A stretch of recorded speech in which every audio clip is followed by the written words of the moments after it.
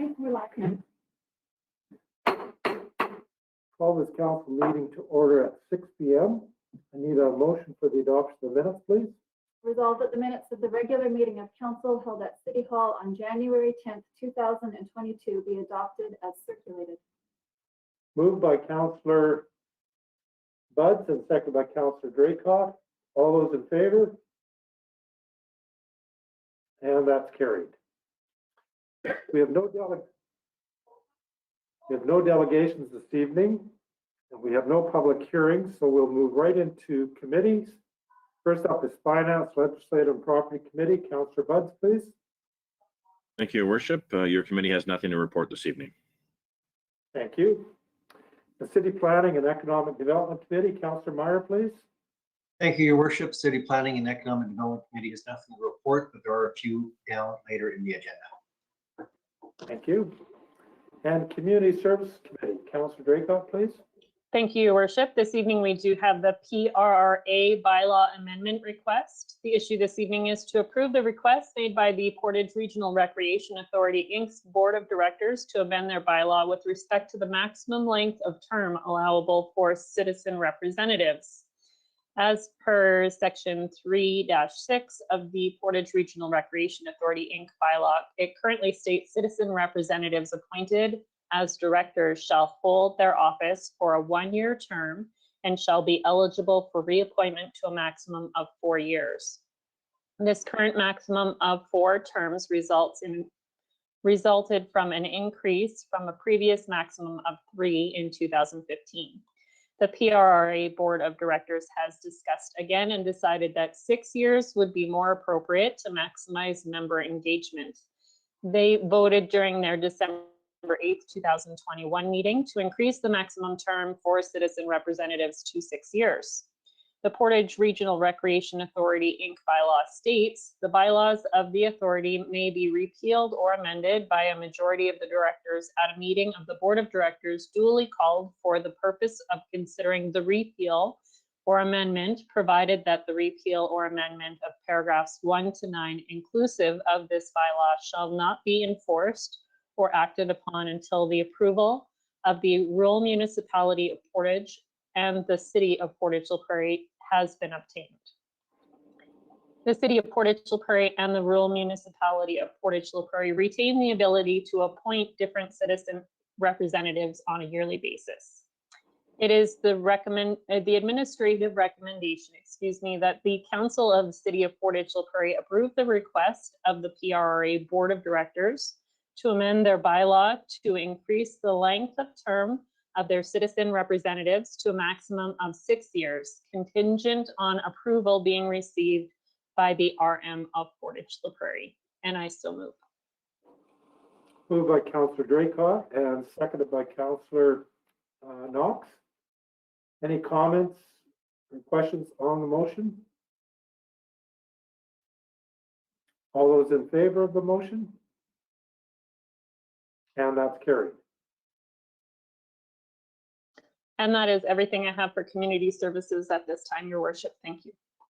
Thank you, Councillor Draycott. Waterworks Committee, Councillor Wall, please. Thank you, Your Worship. Waterworks Committee has nothing at this time. Thank you. And Transportation Committee, tonight, Councillor Meyer for Councillor Espy. Thank you, Your Worship. Transportation Committee has nothing to report. Thank you. And Public Safety Committee, Councillor Knox, please. Thank you, Your Worship. Your Public Safety Committee has nothing at this portion of the meeting. Thank you. We have no deferred business this evening. However, we've got a number of items of new business. First item of new business is the 2022 annual tax sale. And this is Finance Committee, Councillor Buds. Thank you, Your Worship. Yes, as you had mentioned, this is the 2022 annual tax sale, and Council's responsibility is to set the date for that. And so we have our tax bylaw 20-8708. Administration is returning to Council for approval of a tax sale date. And this process was amended in 2020 to align with practices used by other municipalities. And just so you know that for outstanding property taxes for 2020, remembering it's a 2-year cycle before tax sale can be implemented, administration is recommending that the tax sale date is Monday, September the 12th of 2022. We've talked about this in the past. We do use tax service for this work, and so that will continue to be the case in this particular calendar year. So it is a recommendation of your committee, and I so move that the Council of the City of Portage la Prairie approve the 2022 tax sale date of September the 12th, 2022 for the real property with 2020 property taxes outstanding. Moved by Councillor Buds and seconded by Councillor Knox. Any questions or comments on the motion? All those in favor of the motion? And that's carried. Second item of new business is the 2021, second item of new business is December building reports, and this is for information. This is city planning and economic development. Councillor Meyer. Thank you, Your Worship. And Council, as you know, this is always one of my favorite parts of any of the meetings because it really does reflect the growth that we've had within not only our city, but our region. So of course, in front of you, as usual, you'll have two building reports, one that reflects the city and one that reflects the RM. As usual, the one I always divert you to is the combined one because we do look at it from a regional perspective. So this being the December 2021 report, it is the end of the year, so we do have some true year over year. And I want to reflect on just a couple of small ones so it shows you kind of where the growth really has been. We know up until 2021, we've had a tremendous amount of industrial growth, and we know that that has actually stopped a little bit this year because most of those permits have been fulfilled and most of those industrial services are up and running. But I do want to point out that single resident permits, they've been stable for the numbers, but they've been double the value. So that's really nice to see. And you'll also see a similar trend for multi-unit dwellings as well. We do know when industrial and commercial and residential certainly follows suit and is following that same pattern.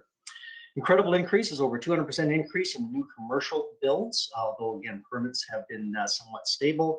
300% increase in RTM. So we talked a little bit about that in the cottage industry that's certainly growing within our community as well. Previous to that, there was 9 in 2020, over 30 in 2021, and the values were from 1 million to exceeding 4.4 million. So really nice to see that. Year over year, permits have been similar.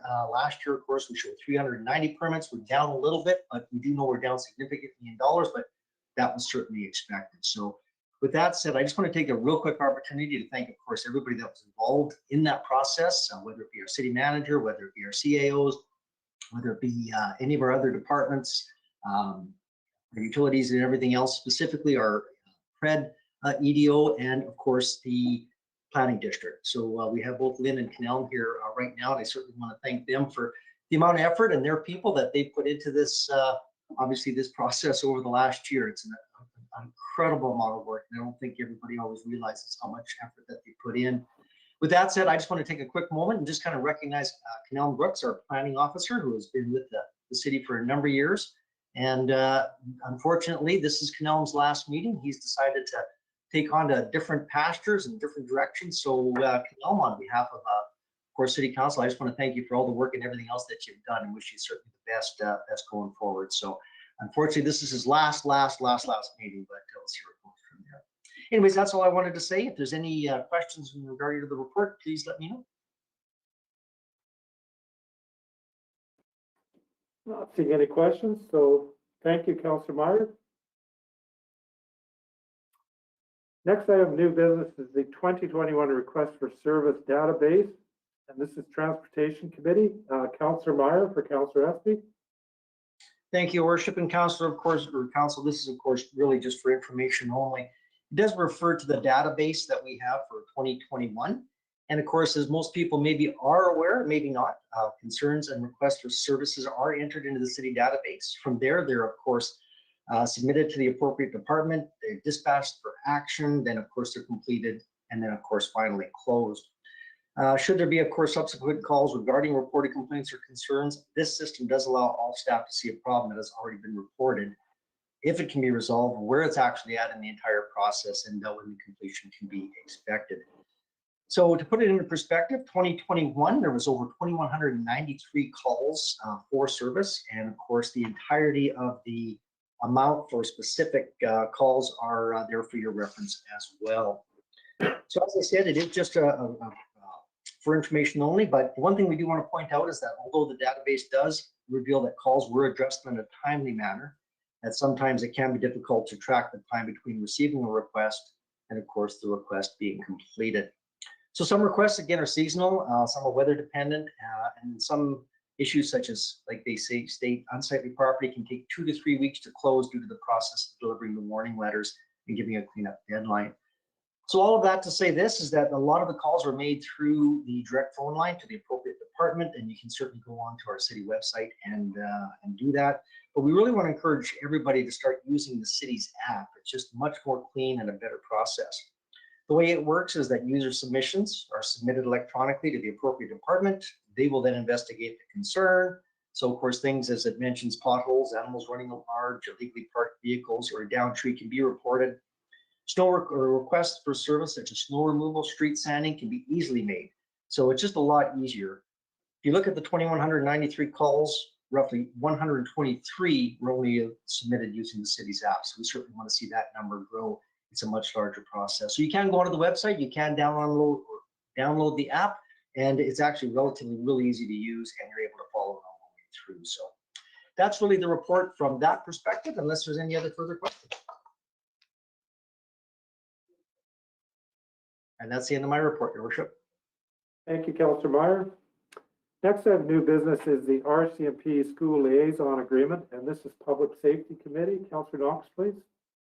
Thank you, Your Worship. We're here tonight to talk about the RCMP School Liaison Agreement renewal. The issue is to renew the RCMP Liaison Agreement between the City of Portage and the Portage la Prairie School Division. In 2011, the federal government began a program to bring RCMP officers into the school system. One full-time position was assigned in addition to the existing 0.5 position to the Portage la Prairie School Division in 2012. When the federal funding ended at the end of 2015, the city and the school division entered into an agreement to jointly fund one liaison position until December 31st, 2021. A one-year renewal is now being proposed. The program has been very successful to date. Relationships have been built between officers and students, and awareness programs have been established. Educators feel the presence of a police officer at the school has allowed the students to build a better relationship with the police and develop programs to curb student-related crimes and issues. The total annual cost of one RCMP school liaison position at this time is $125,515. This is based on the RCMP's current yearly policing costs and does not take into consideration increases that may occur in 2022, which will not affect this one-year agreement. The administrative recommendation that the Council of the City of Portage la Prairie approve a one-year agreement between the city and the Portage la Prairie School Division for the funding of one full-time RCMP employee at the rate of 50% for each party, and that the mayor and city manager be authorized to sign the agreement on behalf of the city, and I so move. Moved by Councillor Draycott and seconded by Councillor Wall. Any questions or comments on the motion? Councillor Buds? Thank you, Worship. I'm just wondering, I think when we started this liaison program, there was a relationship that extended to the RM of Portage la Prairie, and that they used to be party to this agreement. Please correct me if I'm wrong to that, but I believe that's the case. I think there's a lot of value in this position. I'm just wondering if the RM has been approached about this to contribute a portion, as there is a tremendous amount of RM students that do go there as well. I'm just wondering if there's any information as to their stance on this agreement. Councillor Knox? Yeah, I can speak to that. Yes, the RM was approached. I myself spoke to a number of councillors there and reiterated the importance of this position, and that many RM students attend the high school. This position goes out to Oakville, where one of the schools is as well, and they've just chosen not to participate at this time. My other comment, does that answer your question? My other comment was just that you notice that it is a one-year position. That was what we just one-year contract, and that's what we decided with the the school division, just because of all what's happening with them too and what was happening. They weren't sure what it was going to be from year to year, so decided that 1 year would be the best to put this position back in for now. Okay. Any further questions or comments on the motion? All those in favor of the motion? And that's carried.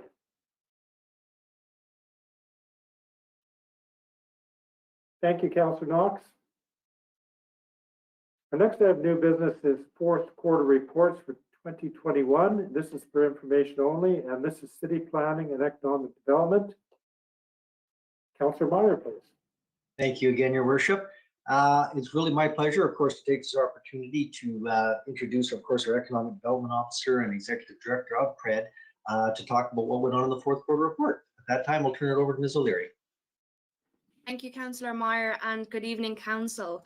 I appreciate the opportunity to share some of the projects and initiatives that happened in the quarter four of Portage Regional Economic Development. So as you know, PRED's main focus is to create that environment for success. And we do that through a variety of programs such as investment attraction, business retention and expansion, and tourism. In quarter four, we continue to work on our 4 core areas of our organizational strategic plan. On page 4, you'll see a high-level summary that speaks to some of the initiatives that PRED has been focusing on over the past couple of months.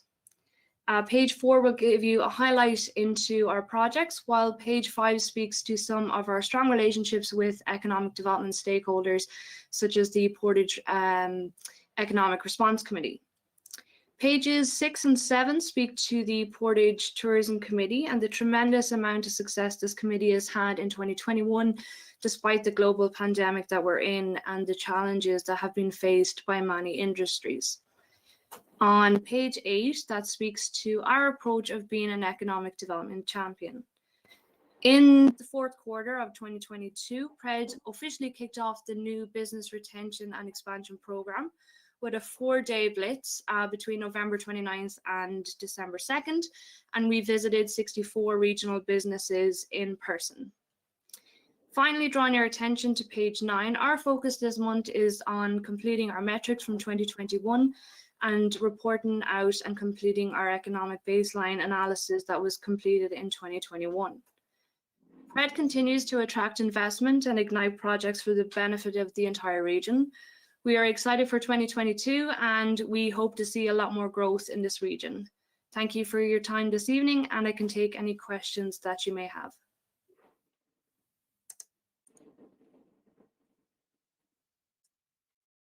Councillor Knox.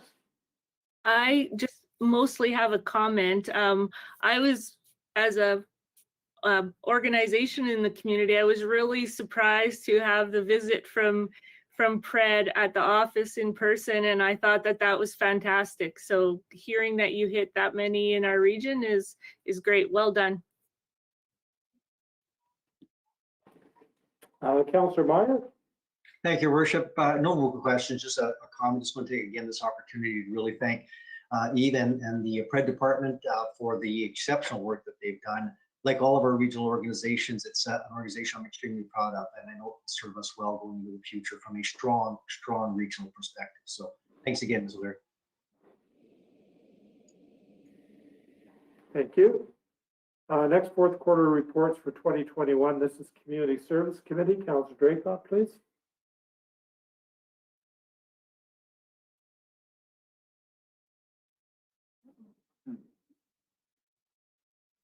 We lost audio.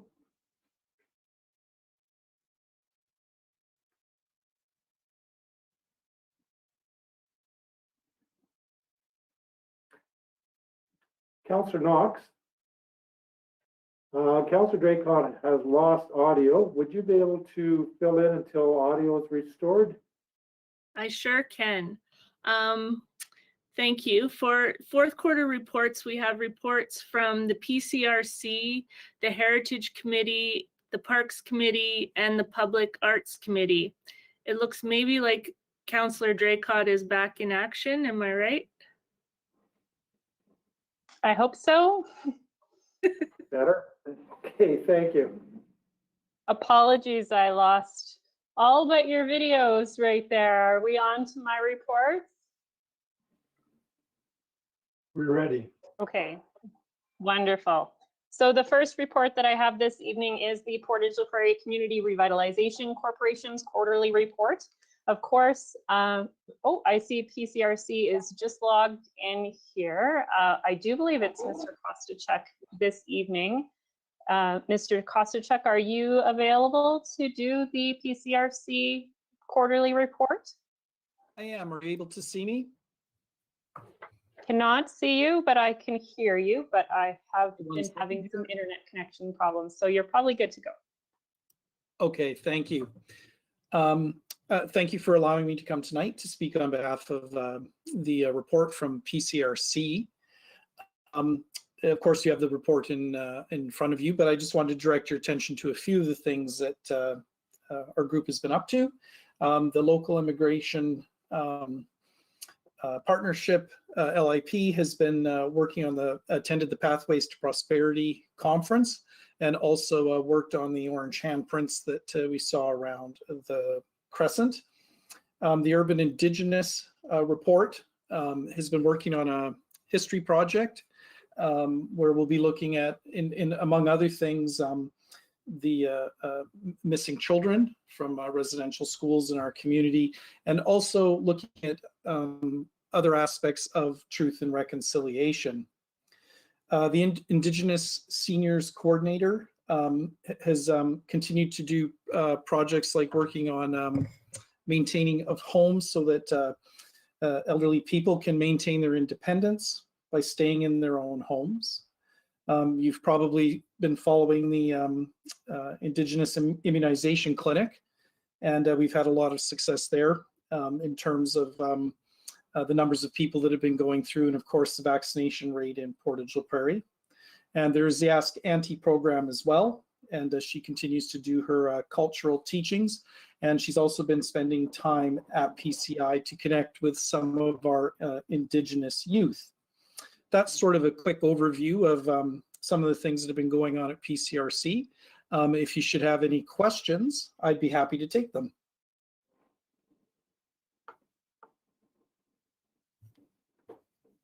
I don't see any questions from council. Thank you very much for sharing this report with us.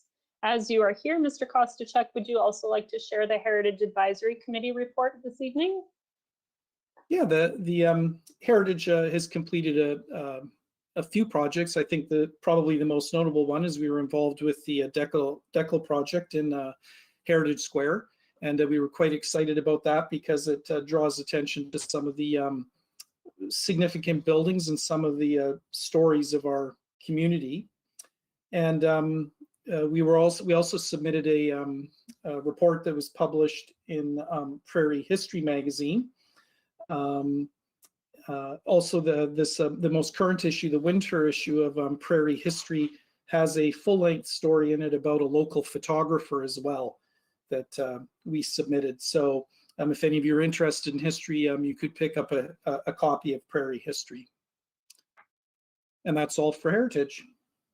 Great, thank you very much. Heritage Square does look excellent with the addition to the pictures across the Herman Pryor Center. It was a great project, so congratulations on the finale of that. Much appreciated. Then we do also have the quarterly report for the Portage la Prairie Parks Committee this evening. So the Portage la Prairie Parks Committee and the city did prepare and send out an RFP in the fourth quarter, for the planning phase and construction of the proposed skate park. They do also continue fundraising for Simplot Central Park, as well as continued planning going towards the development of Simplot Central Park as a whole. There was some discussions, some concerns addressed to the Parks Committee about slipping on the newly installed interactive fountain. And so there was some discussion with the city, and I believe the committee is continuing to look at that to see if there's anything we can do from our standpoint. And then they began the evaluation of the 3 RFP submissions that did come in. So those were the activities during the fourth quarter for the Parks Committee. If there's any questions for the Parks Committee report, I can try to address them. Seeing none, I do also have the Ad hoc Committee quarterly report for Public Art Committee. In the fourth quarter, the Public Art Committee has reported that they had not met or completed any notable tasks in that quarter. Definitely a difficult time with COVID to pursue any projects on that. So we look forward to them continuing with their virtual meetings and discussing their goals for the upcoming year in their next report. And that is all I have for fourth quarter reports, Your Worship. Thank you, Councillor Draycott, thank you. We have fourth quarter reports for Waterworks Committee. Councillor Wall, please. Thank you, Your Worship. We have a fourth quarter report from the Utility Division. First of all, the water treatment plant. Daily water production was 25,980 cubic meters per day. This is a bit of an increase of 5,028 cubic meters over the fourth quarter 2020 average daily production volume, and up slightly from the 2021 third quarter production volume of 24,967 cubic meters. Treatment this year's freeze up was one of the best on record. Operators were only called in a few nights due to low water in the dam wet well and had no issues with fragile ice. Other water plants upstream reported the same conditions. Chlorine demand has also increased. The increase in demand is likely from a change in water chemistry with a low flow in the Assiniboine. And by the way, I see there was an announcement that the province is letting a little more water out of the shell mouth down our way. And so that should help out. But the chlorine feed was increased as a precaution until sample results confirmed residual was sufficient. The 2021 annual plant inspection by the Office of Drinking Water has been canceled twice due to COVID concerns and policies. There were some maintenance items in December. Staff from the water treatment plant, the utility maintenance, and Waterworks worked together to effectively replace the interior isolation valve at McKay Reservoir. Maintenance is working on replacing the east control valve for the east side reservoir pumps. The new ozone system is working well, however. The higher dosage has exposed a few areas of leakage. Replacing a faulty exhaust fan has solved most of the issues, and leaks are being mitigated as they are found. Items from the fall Provincial Health and Safety Inspection are nearly complete, with final completion by the end of January. Phase 2B is now at substantial completion stage, with some programming items outstanding. Installation of new chlorine analyzers is in progress, and the spare raw water pump has arrived. Over at the Water Pollution Control Facility and lift stations, during the fourth quarter, the wastewater treatment system processed an average of 10,200 cubic meters a day and a total of 946,000 cubic meters. This is up from 9,800 cubic meters per day received in quarter three and 9,100 cubic meters a day during the fourth quarter of 2020. In general, the facility operated well in the last quarter. However, the total suspended solids limit of 30 milligrams per liter was exceeded 6 times. On November 3rd, the EQ basin was cleaned out and residual solids that had been built up were washed out, resulting in suspended solids of 126.5 milligrams per liter. On November 16th, strong winds impacted the ability for solids to settle in the SBR basins, and TSS was 63.5 milligrams per liter. Over the holiday season, the incoming industrial flows were significantly reduced. As a result, there's less food source and warm water conveyed to the secondary system, which is necessary to keep the treatment bacteria alive and negatively reduces the effectiveness of the treatment system. This resulted in suspended solid exceedances on December 24th, 25th, December 29th, and December 30th. 2 valves were replaced at Sisson lift stations. Standby generators are installed at Broadway and 6th Avenue lift stations and have been commissioned. And that'll sure be great if we have another power outage like we did in 2019. Completion of items from provincial health and safety inspection are done.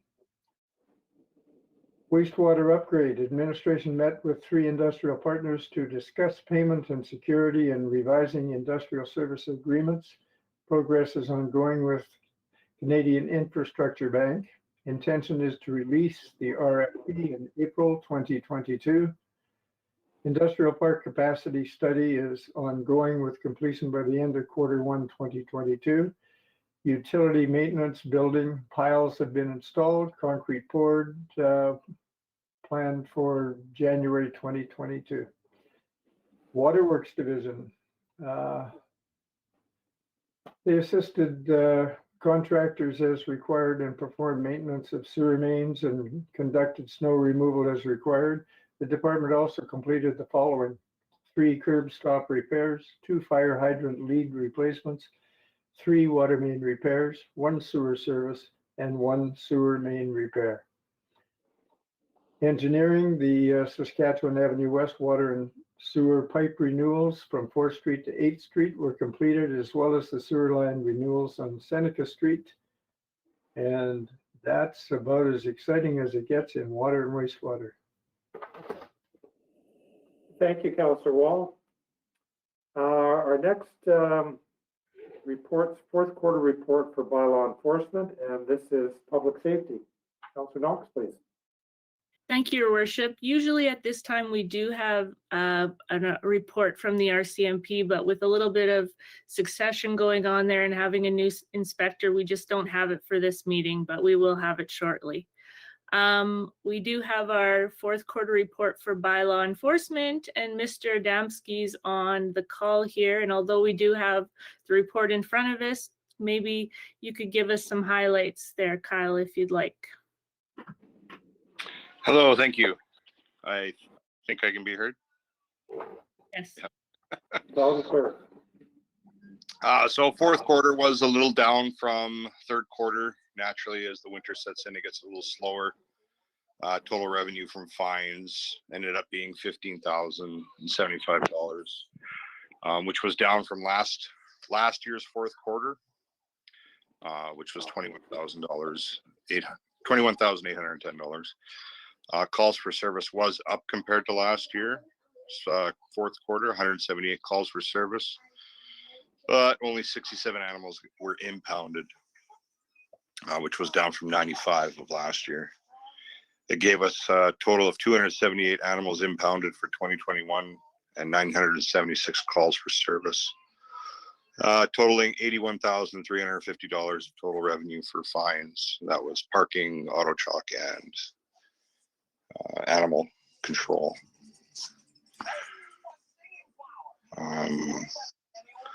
We did lose one officer. He's moved on to a different career. Keith Hutless left us. Brad Sanders has joined us, and Crystal Minalt is still away on maternity leave. Otherwise, the department's moving along very well.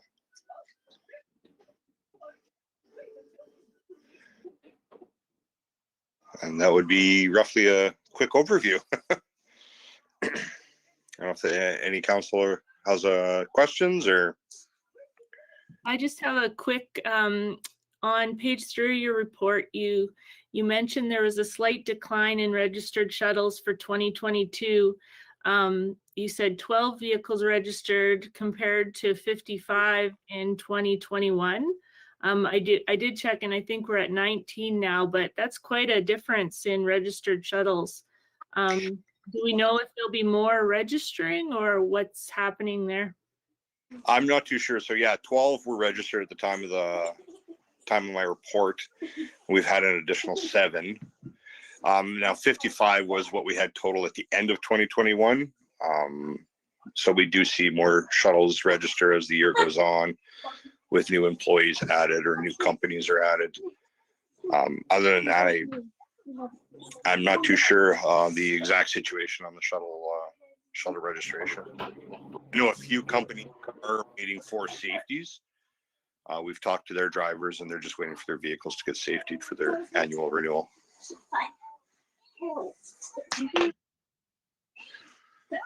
That's all I have. Your Worship, unless anybody else has questions.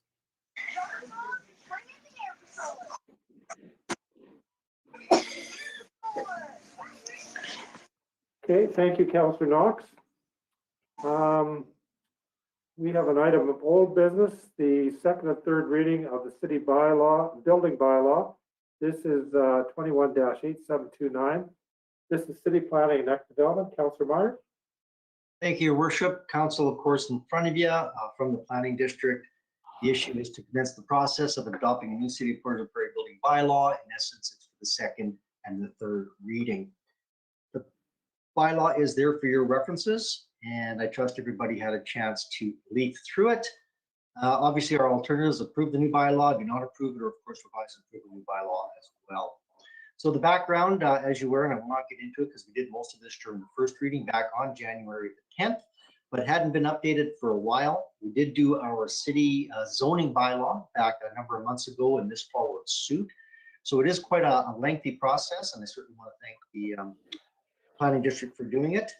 Although the basic word amendments and updates, the main changes being proposed were the 6 that you see there. There was more changes than that, but those 6 were exactly the same today as they were during the first reading as well. So it's administrative recommendation, and I so move that bylaw number 21-8729, being the building bylaw for the city of Portage la Prairie, be now read a second time. Moved by Councillor Meyer and seconded by Councillor Buds. Any questions or comments on the motion?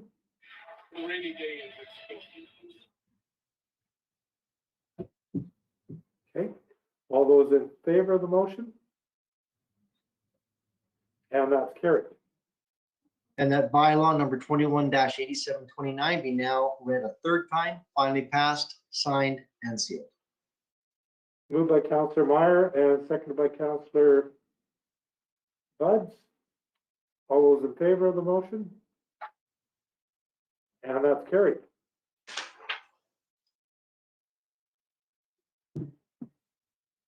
So council is adjourned at 6:36 p.m. and we're going to move right into committee.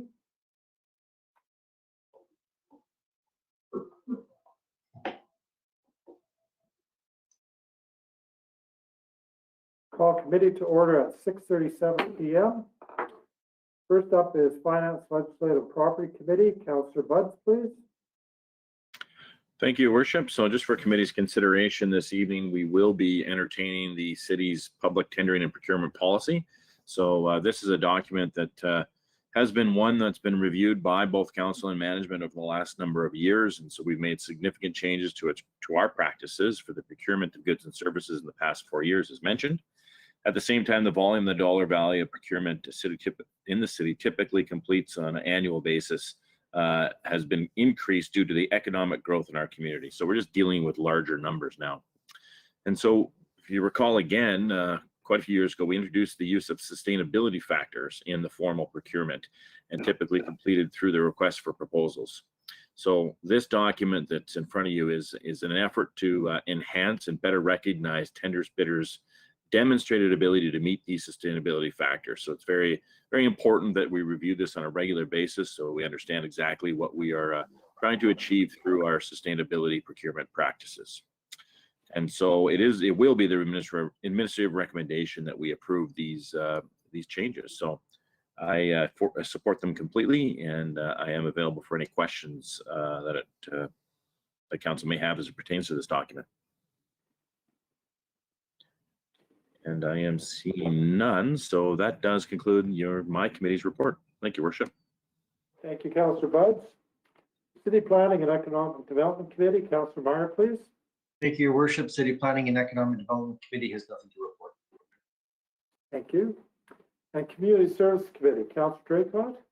Thank you, Your Worship. Nothing for community services in committee this evening. Thank you. And Waterworks Committee, Councillor Wall, please. Thank you, Your Worship. Nothing more to report this evening. Thank you. And Transportation Committee, Councillor Meyer. Thank you, Your Worship. Transportation Committee has nothing to report. Thank you. And finally, Public Safety Committee, Councillor Knox. Thank you, Your Worship. Nothing from public safety this evening. Thank you. And committee is adjourned at 6:39 p.m. Thank you for coming out, everybody. Good night.